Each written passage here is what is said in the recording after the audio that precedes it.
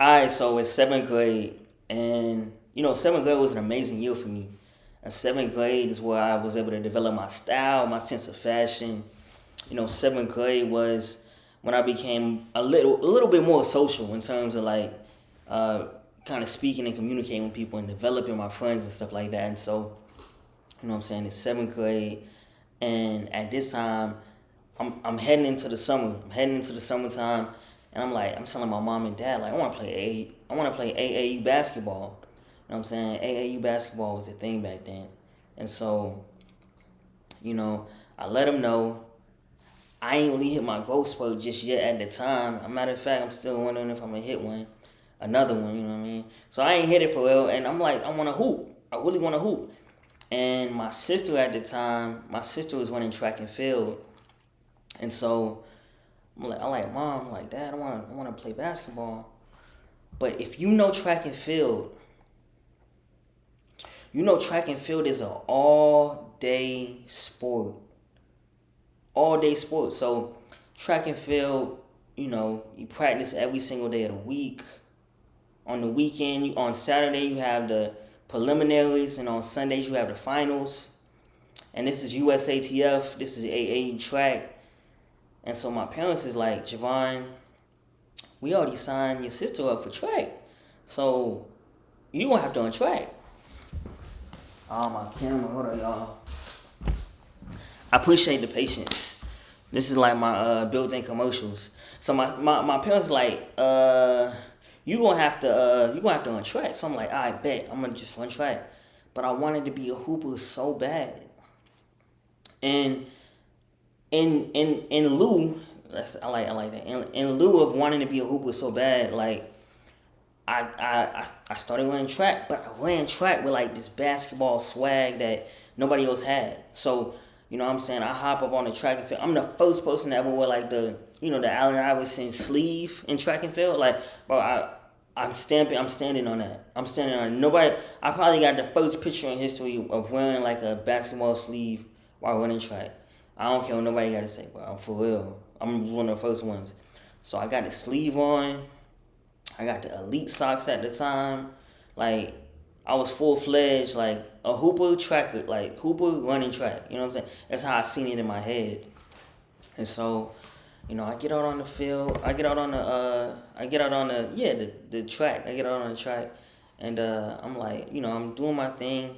Conditioning was kind of tough, but I was doing pretty good at it. Like, conditioning made me feel like I low key could be a long distance runner. Like, that's kind of how I was feeling. I'm like, I could low key be a long distance runner, and but it wasn't really my thing. I will say that like the runner's high is amazing though. If you ever get a runner's high, it's like a state of bliss. It just feels beautiful. But nonetheless, or what's another one? Furthermore, I after I started getting into like figuring out my events and things like that, I'm figuring out my events, and I'm like, man, I want to do the 100 meter dash. I want to do a 200 meter dash, and my technique is trash at this time. My technique is horrible. You know what I mean? But I was winning. Like, my technique was nasty, but I was winning. Like, you know what I'm saying? It was different things that I needed to work on in terms of my technique, but I was still winning each and every race.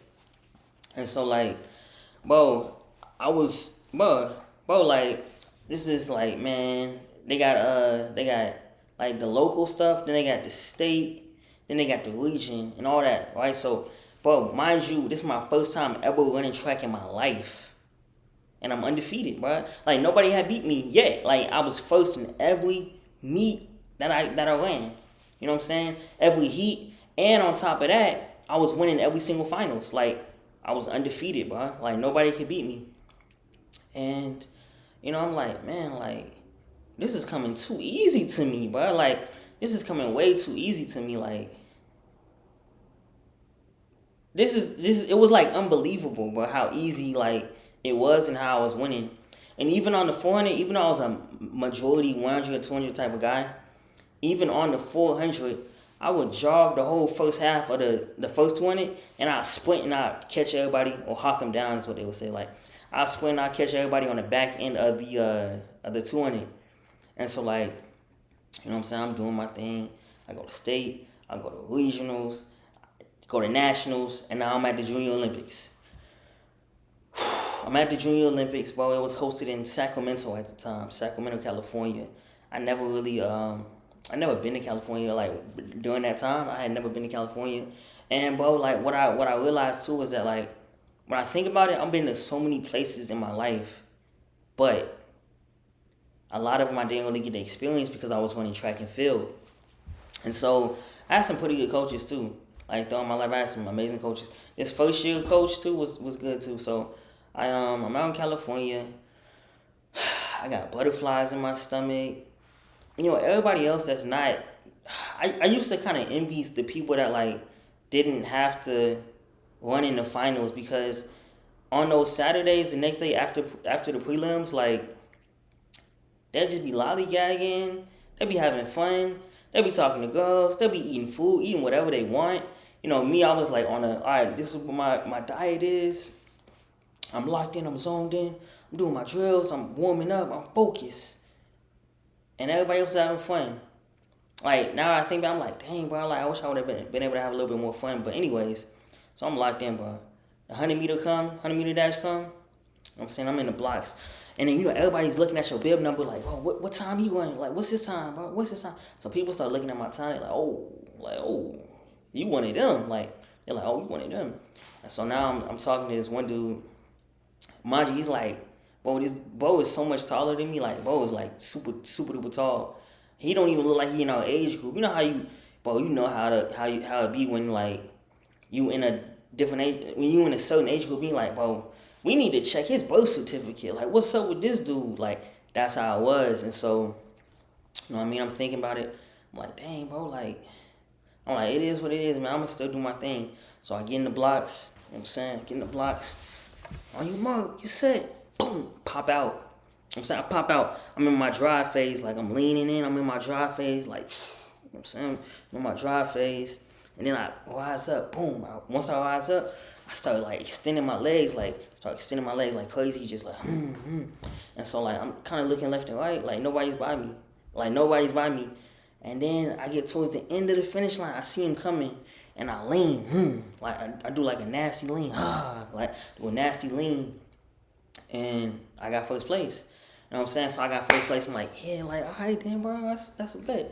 But at the same time, too, I'm so nonchalant about it. Like, I'm so nonchalant about it because, like, it's my first year on the track. I'm like, bro, it was easy. It's easy. I've been undefeated. But I will say that was the first time somebody, like, really tested my caliber. You know what I'm saying? Somebody really tested me. So, you know what I mean? I win the 100 meter dash. Next, I got the 200 meter dash. Next, I got the 20 meter dash. So, I bet. So, I win the 100 meter dash. I'm the fastest person in the world, bro. I'm the fastest kid in the world. You know what I'm saying? In my age group. I'm the fastest kid in the world. So, I'm like, bet, bro. Like, you know what I'm saying? I'm ready for this 20. So, I signed to do the 20. And, same thing, bro. Like, my teammates, everybody else is having fun. You know what I mean?